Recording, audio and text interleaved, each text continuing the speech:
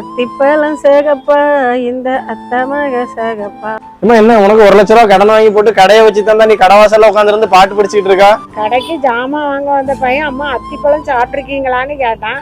நான் இல்லைன்னு சொன்னேன். இந்தாங்க அம்மா சாப்பிட்டு பாருங்கன்னு சொல்லி 2 பழம் தந்தான். நான் 1 தின்னுட்டு 1 உனக்குன்னு வச்சிருக்கேன். ஐயா அப்படியா இதையா வாங்கி தின்னா? ஏமா இது விஷக்காய், இன்னும் கொஞ்ச நேரத்துல நீ செத்து போயிருவியே. இல்ல அப்ப இது அத்திப்பழம் இல்லையா?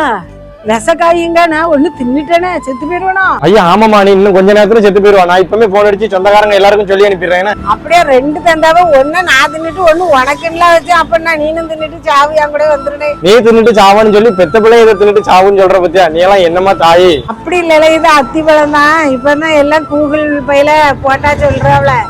கூகுள் இது என்னதுன்னு கேட்டா அத்திப்பழம்னு சொல்லுது. அதனால நீ தின்னு சாவ மாட்டான்னா. பாத்தீங்களா இந்த காலத்து கிளவி முறைகள்லாம் ஆன்லைன் கூகுள் டெக்னாலஜில எவ்வளவு டெவலப்பா இருக்காங்கன்னு. டெக்னாலஜில டெவலப்பா இருக்கிற உங்க அம்மாவுக்கு இந்த வீடியோவை ஷேர் பண்ணிக்கோங்க.